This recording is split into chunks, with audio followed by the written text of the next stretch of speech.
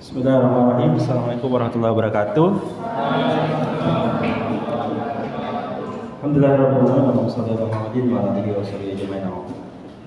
Baik, pertama saya mohon maaf, sebenarnya saya kurang sehat, tapi ya nggak apa-apa lah demi kalian. Hujan badai kan itu terjang.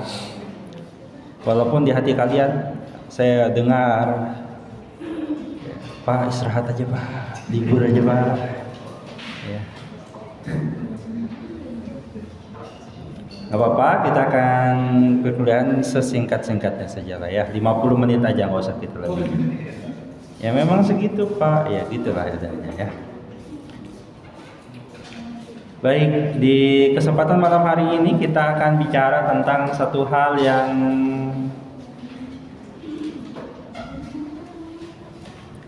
secara tidak langsung adalah satu hal yang paling ditunggu dalam proses pidana. Ya.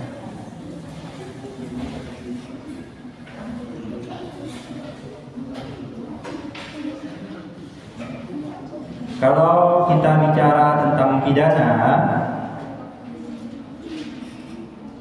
maka yang ditunggu orang itu ya ini. Apa itu? Pak, dia dihukum berapa? Dia kena sanksi apa? Dia penjaranya berapa lama? Dia hartanya disita atau enggak?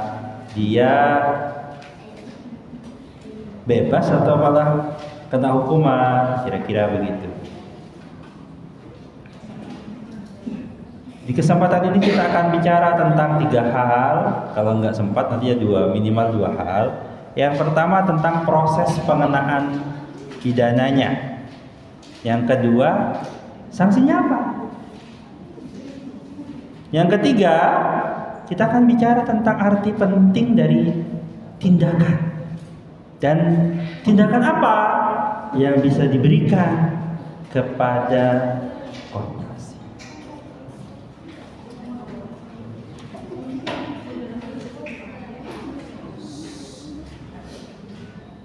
Saya di kelas itu saya menyatakan, saya syaratnya cuma satu, yaitu saudara tidak. Jadi silakan yang masih mau ngobrol di luar, boleh presensi silakan tanda tangan, tapi ngobrol di luar saja, ya. Karena sekali lagi saya tidak butuh orang yang sangat pintar. Saya tidak butuh orang yang mahasiswa saya itu hebat sekali gitu. Tapi yang saya butuhkan adalah mereka yang punya akhlak yang baik. Karena yang lebih pintar dibanding kalian banyak. Jelas itu. Saya itu dulu waktu sekolah ya ranking lah, masih masuk ranking bagus gitu lah. Terus saya berangkat ke Jogja, ke Gajah Mada. Sadar diri ternyata beda lawan ini. Dulu saya katakan lawannya begitu, tapi ternyata di sini lawannya ada yang lulusan ini, ada yang di SMA-nya di luar negeri sini, ada yang begini ini gitu. Macam-macam lah. Ada yang pintar bahasa Inggris, ada yang pintar bahasa Arab, ada yang pintar bahasa Mandarin. Macam-macam gitu. Jadi saya tahulah kita ini di tim ini, ya secara umum, saya tidak bilang seluruhnya, bisa jadi 1 2 3. Secara umum ya kita, kalau produk SMA di sini itu tidak secara umum tidak lebih baik dibanding mereka. Oleh karena itu saya tidak menuntut kalian pintar sekali, tidak. Tapi yang kita butuhkan itu yang beradab, yang berakhlaknya baik. Karena ternyata lulusan fakultas hukum itu banyak, tapi yang kalau bahasa halusnya itu brengsek itu cukup banyak. Sepenjara itu ternyata banyak orang-orang hukum. Bukan karena mereka tidak pintar, tapi karena tidak punya perilaku yang baik. Baik, saya lanjutkan.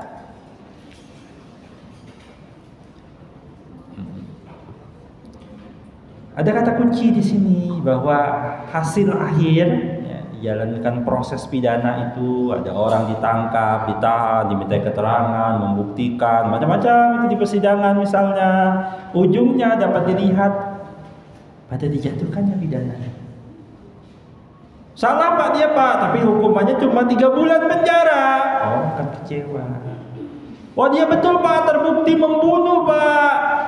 Keluarga korbannya dengerin, berapa dihukumnya? 3 tahun penjara. Ngamuk, kursi dilempar, dimaki-maki. Kenapa? Karena walaupun terbukti, hukumannya kok cuma segitu.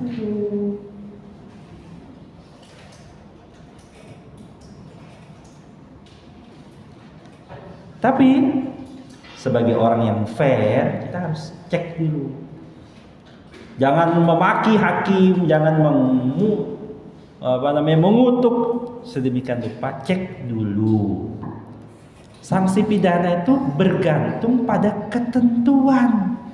Pak, dia kan melakukan kejahatan yang berat sekali, Pak. Sebentar, itu kan pasal apa? Pasal itu diancam apa? Diancam dengan pidana penjara, pidana kurungan. Kalau penjara berapa? Ternyata memang ringan-ringan saja ancamannya. Misalnya, ya hakimnya mau apa? Pak hakim kok nggak ada yang menjatuhkan hukuman mati pada koruptor itu Pak? Setelah kita cermati, memang ternyata untuk menjatuhkan pidana mati pada koruptor itu syaratnya begitu susah. Ketentuan dalam hukum pidananya, dalam undang-undangnya tegas membatasi itu. Repotnya lagi pada masalah tentang korporasi,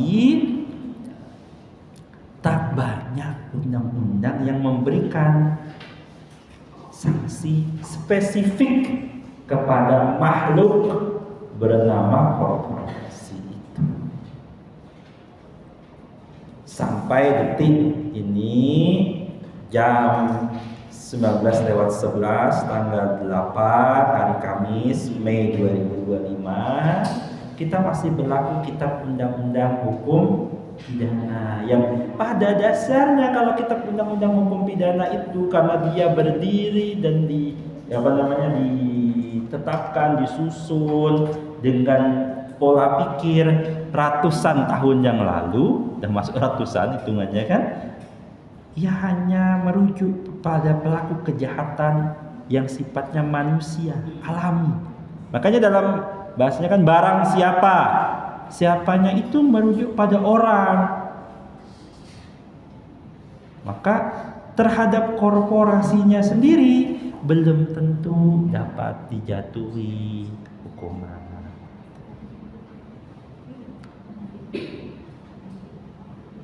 Maka saya garis bawahi tegas, saya beri warna dengan tegas penekanan di sini. Tidak setiap sanksi sebagaimana diatur pada 10 KUHP dapat diterapkan pada korporasi.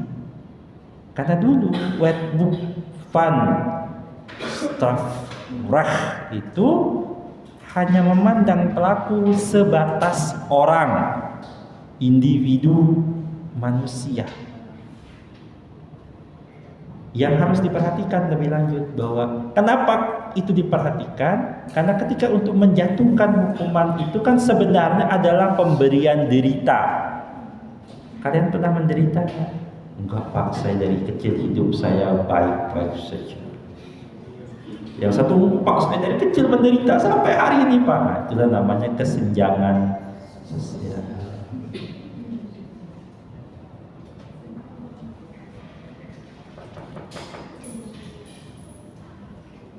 Pada dasarnya pengenaan sanksi pidana itu merupakan pemberian derita, nestapa. Yang tentu diperhatikan adalah itu kan sebenarnya hak asasi manusia. Tapi memang diberikan dan itu mengurangi HAM-nya karena apa? Karena memberikan efek jera kepada pelaku kejahatan.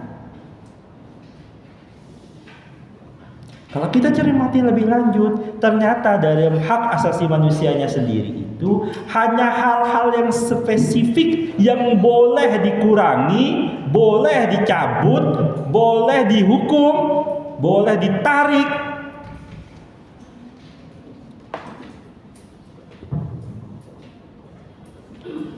Sini penulis buku ini spesifik dengan sangat bagus bahwa kebutuhan manusia itu sebenarnya ada dua, yang sifatnya esensi dan eksistensi. Yang sifatnya esensi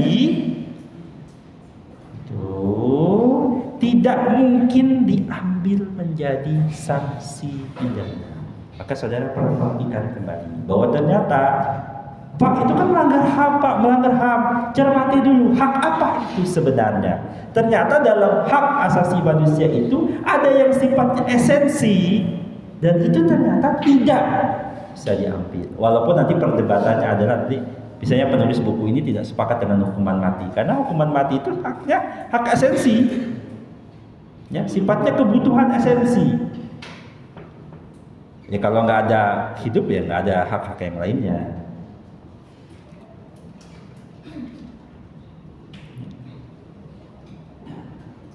Maka secara teoritis, sanksi pidana itu yang memungkinkan diterapkan itu hanya kepada hak yang sifatnya eksistensi. Kalau esensi itu yang gimana sih? Dia makan, minum, hak tempat tinggal, ya dia hak hidup. Makanya orang kalau di penjara tetap dikasih tempat tinggal. Karena kemarin ada apa namanya tuh? Ada usulan tuh, gimana kalau penjahat itu kita kurung saja di satu pulau tak berpenghuni gitu. Biarlah mereka hidup di sana, cari makan sana, survival kayak macam di aksi-aksi itu kan. Tidak membebani negara. Yang penting kita jaga pulau itu supaya dia nggak keluar gitu. Tapi itu dalam sudut pandang HAM enggak. Kita menghukumnya itu tetap harus dikasih makan, dikasih tempat tinggal, maksudnya ya secukup untuk dia tempat tinggal. Oleh karena itu kan tetap di penjara itu tetap dikasih makan. Satu hari itu jatahnya sekitar berapa? 20 ribuan lah gitu. Jadi kalau kalian mahasiswa jatah harinya segitu, kalian nggak beda jauh sama narapidana. Atau bahkan kurang. Ya nggak apa-apa. Hidup itu perlu menderita, ya kan gitu. Yang repot tuh selamanya menderita. Gitu. Ya kadang kita senang, kadang susah, ya. Kadang dapat nilai A, kadang dapat nilai E. Sudah pernah dapat nilai E? Saya pernah. Berarti Bapak balas dendam? Enggak. Ya orang yang dapat layak dapat A akan dapat layak A. Yang dapat B layak dapat B. Yang dapat E ya layak kasih E. Maka silakan tanyakan ke saya kalau saudara dapat nilai E, dapat nilai D, merasa tidak layak. Harusnya kan saya dapat apa, kok dapat D. Yang repot aja mahasiswa, Pak. Tolonglah Pak, sudah saya kasih tunjuk nilainya jelek betul. Pak tolonglah Pak, saya dapat nilainya kok segini Pak. Ya itu hakmu itu. Ya, kira-kira gitu. Pak berikan kasih kasih perbaikan Pak, dikasih ini Pak. Begitulah manusia ya, tak bersyukur. Maka sanksi yang mungkin diterapkan dalam tindak pidana itu adalah yang sifatnya mengurangi atau diambil beberapa titik hak yang sifatnya eksistensi. Hak untuk merdeka, dia bisa bebas macam-macam. Mau dengerin kelas apa tidur, itu bebas. Kalian tuh punya hak untuk masuk kelas dan tidak masuk kelas. Tapi kalau untuk bisa menambah haknya menjadi dapat nilai minimal C, saudara harus penuhi minimalnya. Sekali lagi saya tidak memaksa kalian datang di kelas loh. Itu harus minimalnya saja. Jadi saudara tuh punya hak bolos kalau saya bilang dia. Bolosnya berapa lama? Kan berarti 20% dari kuota kuliah itu. Saya jujur saja hampir selalu waktu zaman kuliah itu saya iseng-iseng saya selalu nyatat saya berapa lama sudah kelas ini, saya pasti ada jatah bolos atau enggak, ada bolos enggak, kayak gitu. Saya catat dengan baik karena itu bagi saya hak saya. Ya. Kalau ada acara bagus, kadang kan ada seminar dulu di kampus tuh ada Saya kan dulu waktu kuliah tuh di Gajah Mada tuh kan sering ada seminar. Lebih-lebih seminar itu biasanya akan ada makan siang gratis. Bahkan saya jam-jam itu kalau jam kuliah saya lihat jam kuliah saya masih punya jam bolos apa enggak gitu ya. Nah, karena itu kesempatan bisa ketemu tokoh-tokoh nasional dulu itu. Saya pergunakan kesempatan itu. Jadi kalian bebas saja mempergunakan hak kalian itu. Jadi nggak usah stres untuk tidak masuk. Boleh-boleh saja, tapi ada batasnya kan gitu. Hak untuk merdeka di sini misalnya dikurangi, hak untuk berkomunikasi, berelasi dibatasi kapan boleh ketemu anak istri misalnya, atau ketemu suami dan istrinya, atau ketemu orang tuanya dibatasi itu. Hak untuk berekspresi dan semacamnya. Contoh pidana yang berat itu adalah pidana penjara itu untuk mengurangi kebebasan. Orang yang biasanya bebas tinggal di mana, mau kemana hari ini, mau rebahan aja seharian, ya silakan bebas itu. Tapi ketika dia masuk penjara, ya tidak bisa seenaknya begitu. Misalnya dia dikurangi haknya, hak politiknya, hak ekonomi, macam-macam. Tapi yang pasti sifatnya itu bukan hak yang sifatnya esensial.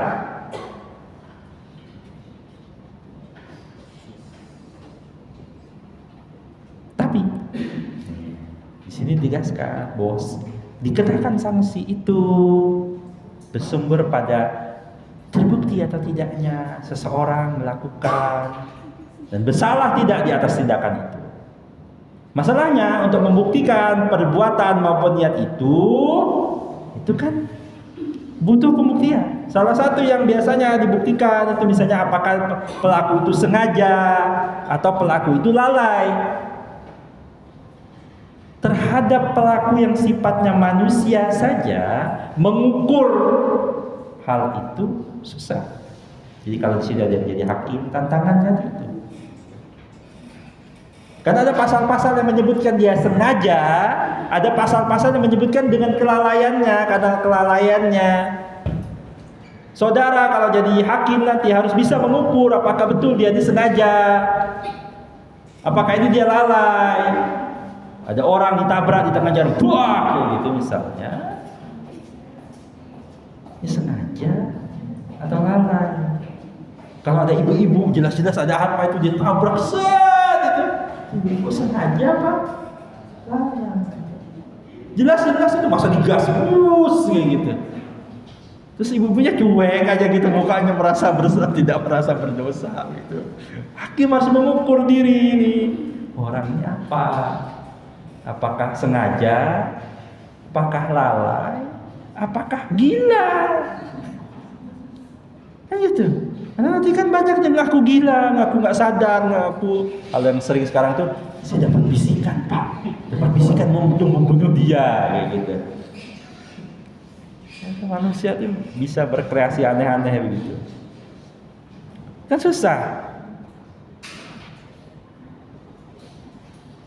Yang lebih susah lagi, ya kita tuh makhluk namanya korporasi. Ngukurnya gimana?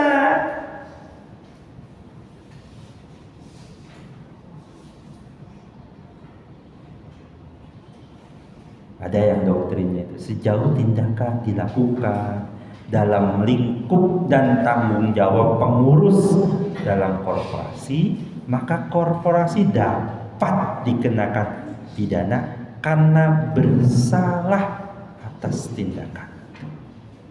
Oke, sebentar saya berhenti di sini. Siapa yang akan presentasi? Kita ada dong. Siapa yang presentasi? Nomor berapa nih? Ini 19/23. 23 mana nomor dia presensi siapa 23?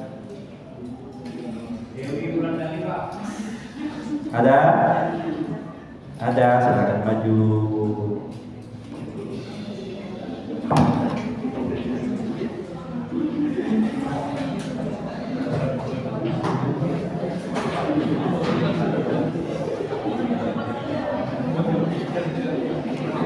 Baik, teman saudara akan presentasi, silakan didengari dengan sesama dalam tempo selama-lamanya. Bebas dah ya. Ya udah, yang penting sampaikan saja.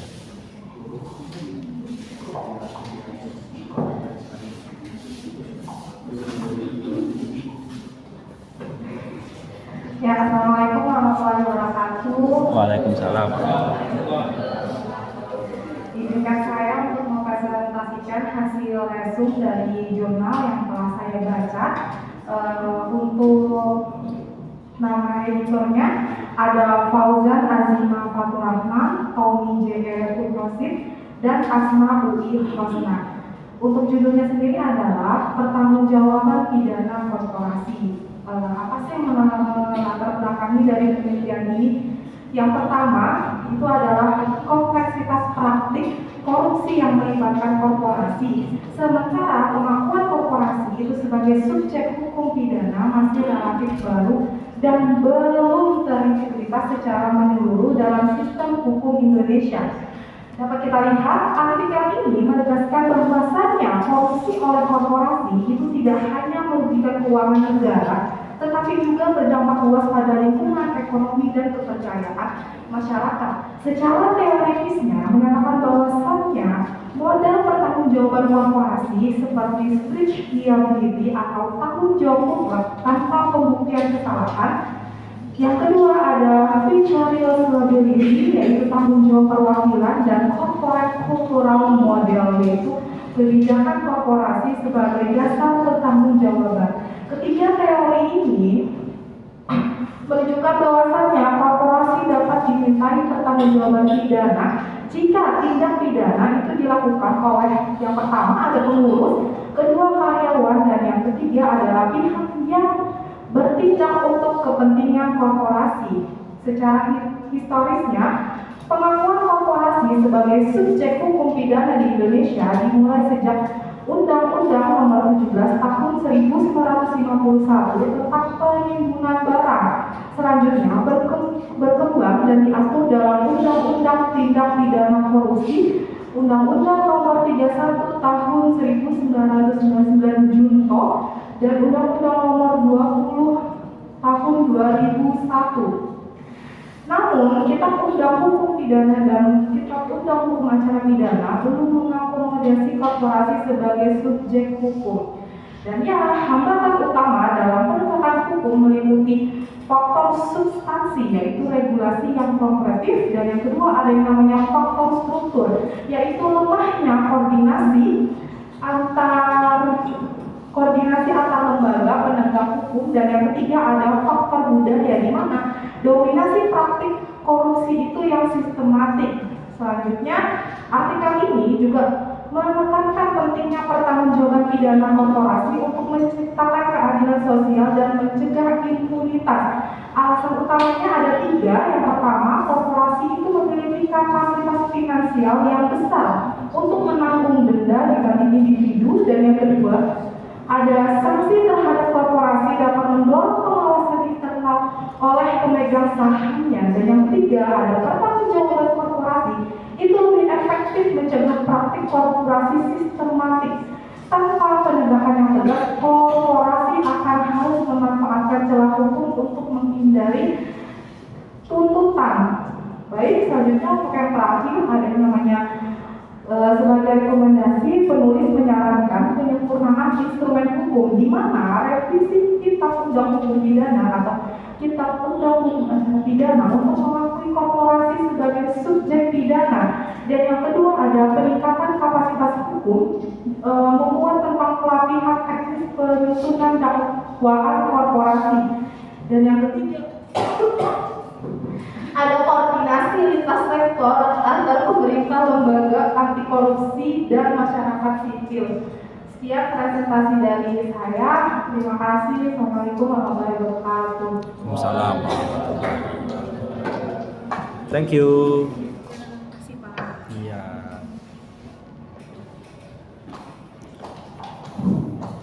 Okay, next.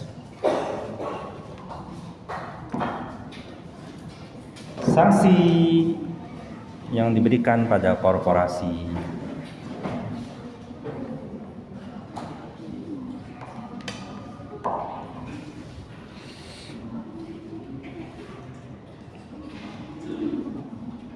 Kalau kita perhatikan dengan seksama, tadi saya sudah mention di depan bahwa pasal 10 KUHP itu yang bicara tentang sanksi pidana itu Tidak bisa diberikan yang sama kepada korporasi. Karena apa? Karena ketika dia disusun, itu ditujukan kepada orang. Ada satu adagium yang biasanya saya suka hafalin. Jadi dulu salah satu kerjaan kami itu waktu kuliah S1 itu adalah hafalin adagium hukum. Biar apa? Biar keren. Nih, niatnya dulu jelek.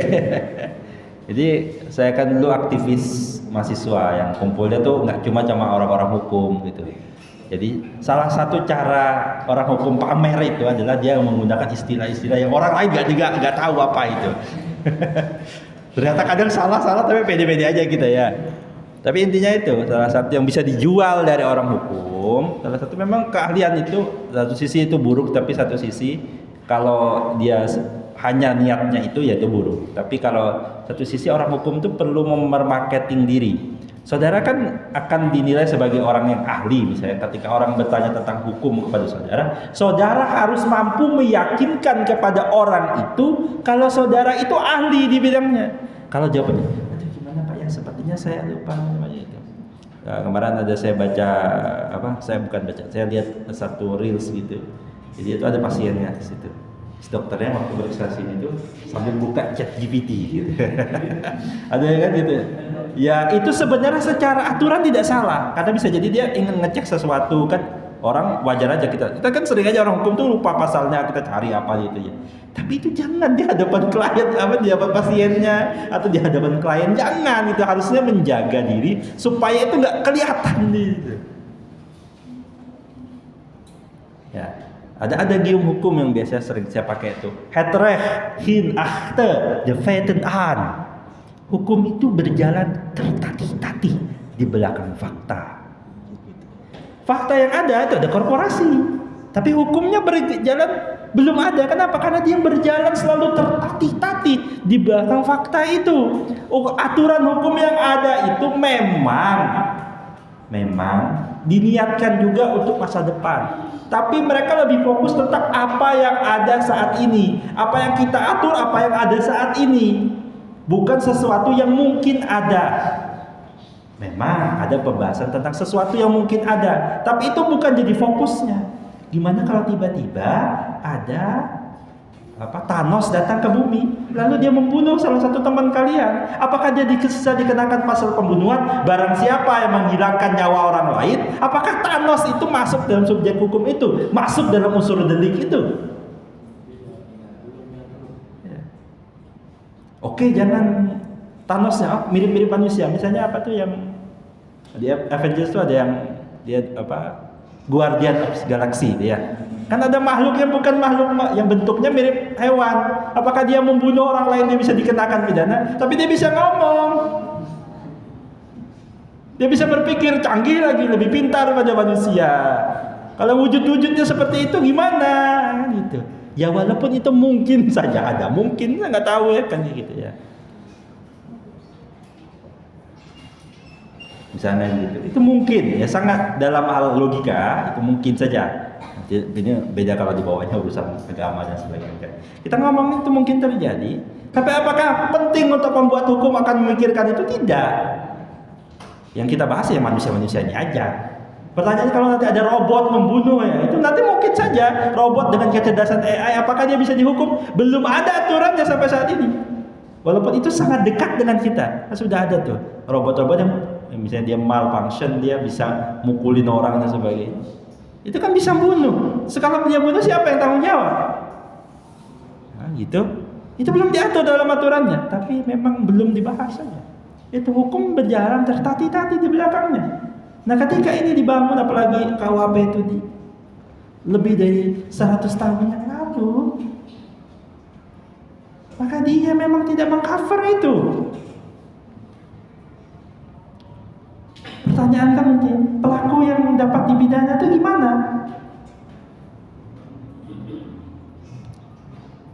Pendekatan paling dekatnya adalah ya orang yang pemiliknya mungkin,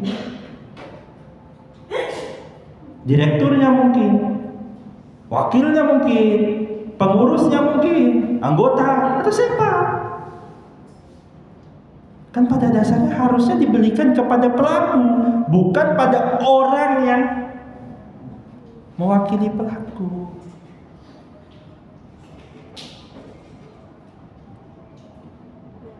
Nah, dalam pembahasan buku ini sekali lagi, kalau saudara, terutama orang hukum, ketika baca satu teks,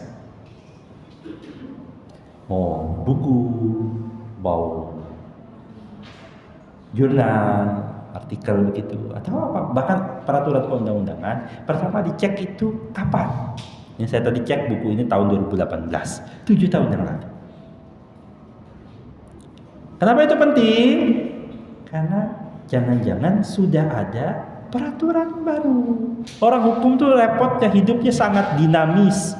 Sebenarnya kita itu mirip, yang paling dekat itu sebenarnya kita mirip sama orang kedokteran. Kenapa? Kedokteran itu kan ya mungkin obat untuk penyakit X di tahun 2018 itu obatnya beda dengan yang ada di tahun 2025. Kenapa? Obatnya berkembang. Itu pemikiran atas penyakit itu sendiri berkembang. Jadi bisa jadi treatment yang diterapkan pada 10 tahun yang lalu itu pada satu penyakit berbeda. Sekarang aja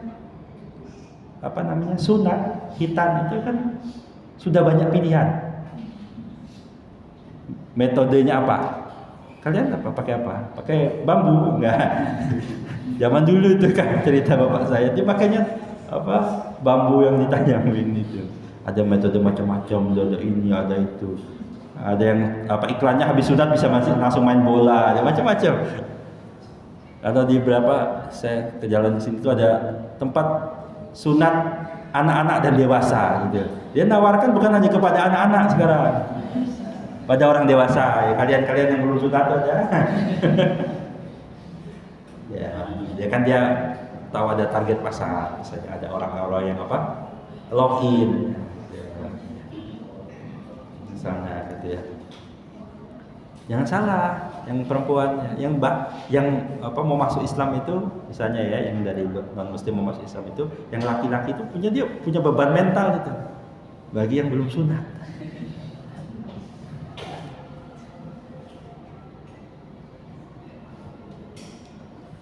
Baik, ngomongin apa jauh kan sampai sulit. Katanya bapaknya sakit tapi waktunya terbatas. Hanya saja pengenaan pidana dan denda tidak efektif. Sampai hari ini yang ada itu adalah yang paling dekat adalah tindak pidana denda. Ini yang dibahas dalam tahun 2018. Nanti kita setelah selesai buku ini kita akan lihat perkembangannya. Kita sampai hari ini kita patokannya ini buku ini yang disusun sampai tahun 2018. Ya. Kita pahami dulu konteks buku ini. Apa sih gunanya? Pengenaan denda itu dilakukan dengan tujuan untuk mengurangi hak ekonomis. Berarti enak Pak? Enggak ya. Si pengurus bisa kena, nanti korporasinya juga dikenai gitu. Kalau dulu konsepnya hanya pengurusnya itu, orang-orang tertentunya itu dikenai, namun nanti berkembang perusahaannya, selain orangnya, perusahaannya juga. Kenapa? Karena selama ini ada cara curangnya. Orangnya kena, tapi tinggal perusahaannya cuek aja ganti. Nanti kena lagi kan, orangnya tangkap ganti lagi ganti. Ownernya bebas-bebas aja, bisa jadi pemegang sahamnya nyantai-nyantai aja. Kan bukan saya, tetap kaya dia, perusahaannya tetap berkembang. Nah, dia diminta untuk bagaimana perusahaan itu juga dimintai pertanggungjawaban.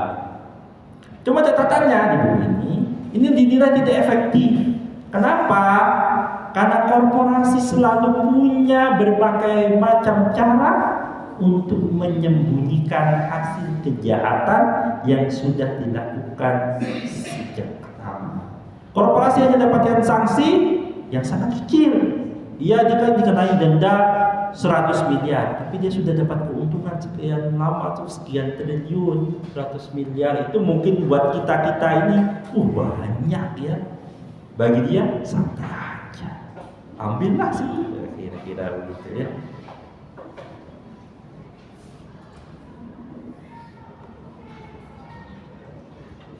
Misalnya, kira-kira ini disusun tahun 2018 dia mengkonsumsi, dia menyampaikan, dia memeriksa datanya berbasis pada apa yang Anda tahu. Itu misalnya undang-undang ini ada denda, pidana pokok tambahan denda dan sebagainya.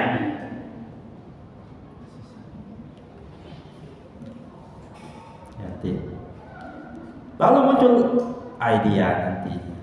Oke, saya berhenti di sini. Nah, presentasi jelas satu orang. Mbak tadi mana yang presentasi? Tunjuk Mbak satu orang. Tunjuk satu orang. Ya kamu yang nunjuk, jangan saya terserah saya. Bisa tunjuk orang, bisa tunjuk nomor dalam presensi. Ya boleh. Nomor berapa? 8. Ada siapa itu di situ?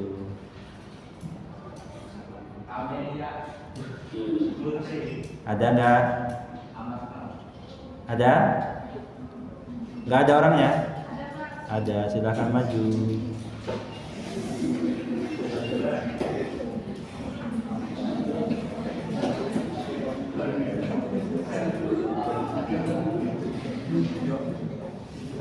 Mana orangnya?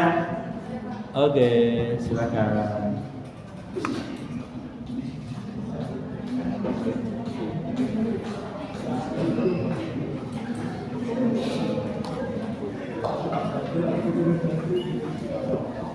Baik, saya membacakan jurnal dari berjudul Pertanggungjawaban Korporasi dalam Tindak Pidana Korupsi Penggandaan Barang dan Jasa Pemerintah. Kesimpulan yang bisa saya jabarkan adalah bentuk-bentuk pertanggungjawaban pidana bagi korporasi pada tindak pidana penggandaan barang dan jasa lebih menitikberatkan pembebanan tanggung jawab pidana pada pengurus dan pelaksana. Sejauh ini pertanggungjawaban pidana berdasarkan putusan pengadilan diarahkan pada pengurus dan pelaksana, sehingga korporasi masih bebas memperoleh pekerjaan lainnya. Alasan korporasi tidak dibebankan pertanggungjawaban pidana adalah karena praktisi hukum menilai bahwa peraturan perundang-undangan dalam mempidanakan korporasi tidak jelas. Di antaranya kapan dan sejauh mana korporasi dapat dibebankan pertanggungjawaban pidana. Selain itu, ketidakmampuan, kurangnya pengetahuan atau keilmuan praktisi hukum juga menjadi alasan lain. Alasan korporasi selama ini belum dibebani pertanggungjawaban pidana. Alasan lain adalah bahwa kejaksaan atau penuntut kesulitan dalam merumuskan surat dakwaannya, serta selama ini praktisi hukum lebih menitikberatkan pembebanan tanggung jawab pidana kepada person dengan anggapan bahwa korporasi sudah tercakup di dalamnya.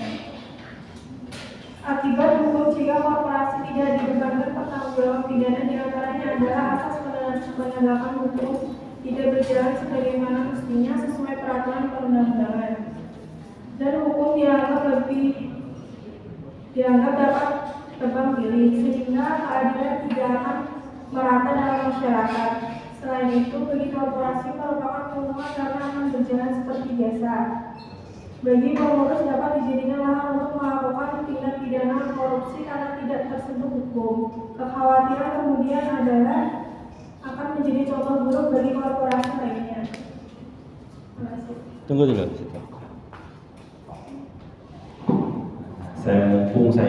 Mumpung saya menyaksikan ini. Maaf ya Mbak ya, ini kritik buat semuanya nih. Sebelum kalian ini semester berapa nih? 6 ya. Sebelum kalian. Tugasnya apa? Presentasi. Mempresentasikan itu apa? Menyampaikan idea kepada orang, ya.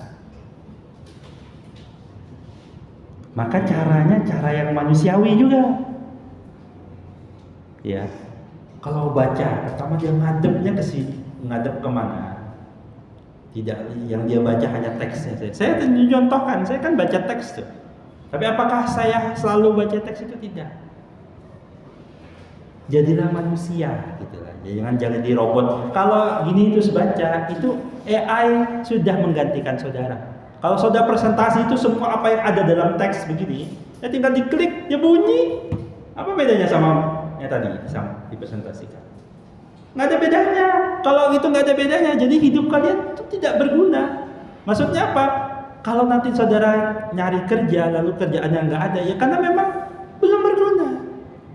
Kenapa? Itu sudah bisa diselesaikan AI. Maksudnya begitu ya. Ini kritikan buat saya menemukan ini banyak mahasiswa ketika presentasi skripsi. Saya biasanya saya tolak. Habis saudara kalau ketemu saya skripsi. Kalau presentasinya kayak gitu, dibaca, rumusan masalah ini adalah ini. Semua yang ada di situ, teks di situ dia baca saja. Itu buat apa saya dengerin? Kenapa saya sudah bisa baca? Memang saya buta. Yang kedua, itu AI sudah lebih canggih. Bahkan AI sekarang lebih canggih gayanya dia bicara dibanding yang walaupun beberapa AI masih sangat monoton. Di beberapa yang tadi tuh saya biasa ngobrol berkali-kali itu dengan, kalau saudara buka tuh Copilot yang bagus tuh, salah satu Copilot dia bisa ngobrol dengan bahasa yang kayak ngomong sama orang biasa. Ya, gitu ya. Coba saya tanya di teksnya. Mbak coba ceritakan tadi yang baca tuh tanpa baca. 1 menit saja. Jelaskan kepada orang-orang ini apa yang Mbak tadi baca. Bahkan tulisan baca, jelaskan kepada orang-orang ini dalam 1 menit saja. Ya, tanpa baca ya.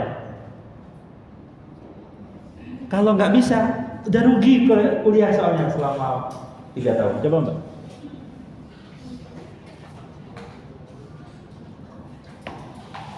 Itu kan Mbak saudara yang baca, saudara yang menguasai. HP-nya taruh Mbak. Nah, HP-nya taruh. Silahkan presentasikan kepada mahasiswa, bukan kepada saya. Ya, latihan.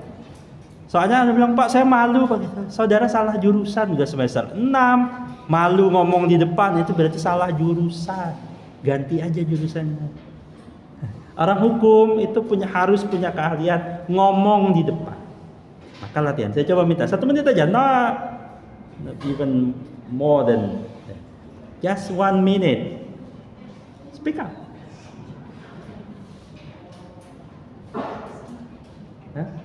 Atau jangan-jangan saudara tuh bahkan, mohon maaf ya, tidak ngerti apa yang dibaca. Dia ngomong aja, itu apa? Enggak tahu. Misalnya, saya tidak ingin itu. Coba, 1 menit aja, 1 minute. Gak bisa. Kalau gak bisa, itu menyadari bahwa apa sih kuliah ngapain aja 6 semester? Hanya menjelaskan sesuatu nggak bisa. Aduh Pak saya malu Pak. Saya nggak ada momen lagi. Ini sudah semester berapa? Kalau anak semester 1, anak semester 2 nggak bisa. It's okay.